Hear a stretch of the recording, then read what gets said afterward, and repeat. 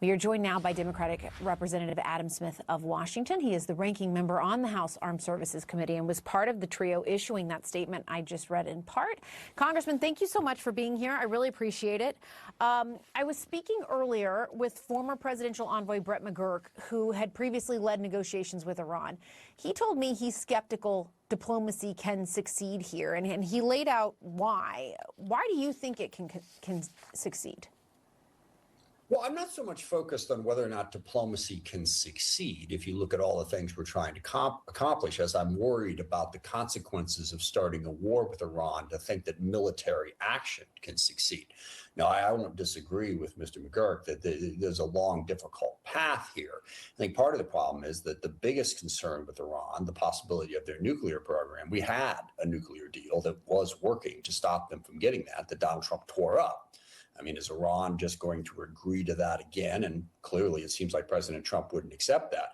I'm not at all, naive about the difficulty of diplomacy. I think we need to keep economic pressure up. We need to work with partners and allies in the region to contain Iran. But launching a full-scale war with, as the president has alluded, and other Republican members of Congress have said explicitly, the goal of regime change, of us going in and using our military to take out the Iranian regime in the hopes that A, that can work, and B, something better will follow. We've been down this road before with the Taliban, Saddam Hussein, Muammar Gaddafi. I just think we need to be more cautious, number one, and number two, to the main point of the letter. Clearly, this is a war action that would require congressional approval. And to that end, Congressman Ro Khanna and Thomas Massie, a Democrat and a Republican, say they're planning to introduce a war powers resolution next week. This fight between Congress and the executive, the president, has gone on for many years now, where you all say, listen, you got to come to us and get approval. They say, we don't really need to do that on this one or that one. Do you think this is going to go anywhere? Do you think there is movement on this war powers resolution? Yeah, a couple things about that. First of all, we have seen instances where presidents have come to Congress. I mean, a couple come to mind. President George W. Bush got congressional approval before launching the war in Iraq. He made the case to the American people and to Congress. President Obama was contemplating military action against Syria, went to Congress, got a strong rebuff. People said it wasn't a good idea, so didn't do it. So it has happened. Now, it is true. A lot of presidents have decided to ignore Congress and just go ahead and act. But Congress can have influence on the decision, even if the president never says, okay, well, I can't do this because you haven't let me. If Congress speaks loudly, it shows disapproval of the American people. And most presidents, I will grant you this one is perhaps an exception, most presidents are somewhat responsive to public opinion. So Congress can be part of driving public opinion to show the president what the people do or do not want. So in that sense, it can certainly have an impact, even if the president doesn't, agree to the legal authority of Congress to block him. But do you think that he actually, I mean, aside from you, obviously you all very clearly said in that statement, we want you to come, we believe you should, in fact, come to us for authorization. Is there anything that makes you think that he will indeed do that? At this point, no. And that's one of the very troubling things. I will say that the tariff decision is actually connected in a way because the Supreme Court finally was willing to say, no, Mr. President, you are not unbound. The law and the Constitution do apply to you. And this president obviously clearly has said that the only thing that constrains him is his own morality. So he is very flagrantly violating the law and the Constitution in a whole bunch of different directions. And yeah, that's problematic. But again, we have to do what we can in terms of applying public pressure. But no, I'll be perfectly honest with you. President Trump has made it very clear on, dozens of different subjects.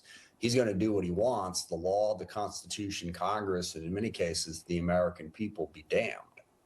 I do want to ask you about that because it is a question I wanted to get to with you on this on the subject of those tariffs, because he says he's now raised this global tariff rate to 15%. He's doing this under something called Section 122, and that lasts a maximum of 150 days and then needs to go to Congress for authorization. The president, as you know, has said he doesn't need to consult Congress. How are you thinking about this? And do you think your Republican colleagues are prepared to push back on this if we get to that 150 days? I mean, slowly. I think we did see the Congress, vote to overturn President Trump's tariffs on Canada. So there were Republicans who voted for that. We've seen a couple of other small instances. 17 Republicans voted to extend the Affordable Care healthcare tax credits against the objections of the president.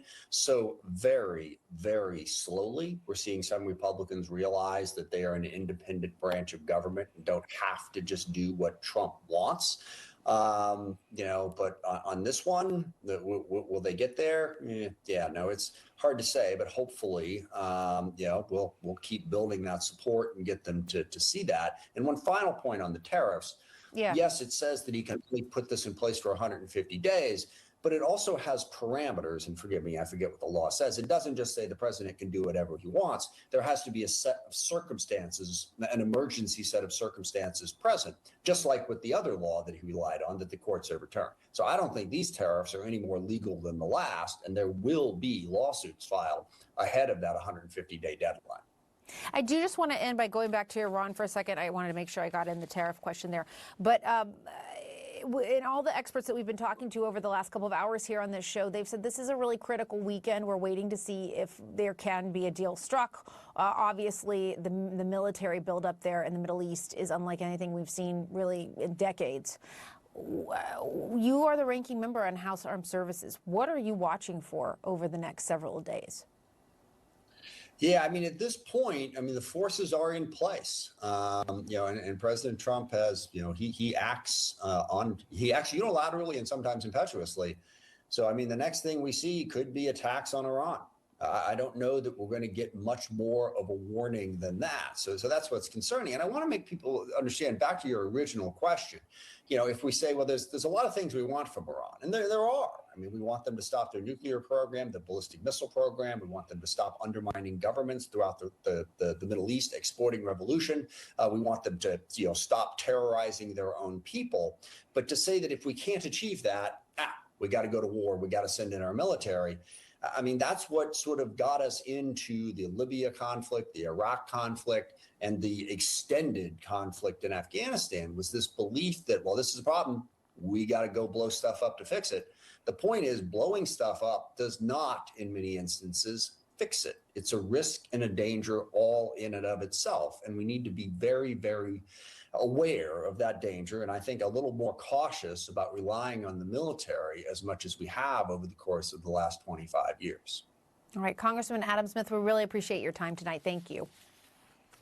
Thanks for the chance.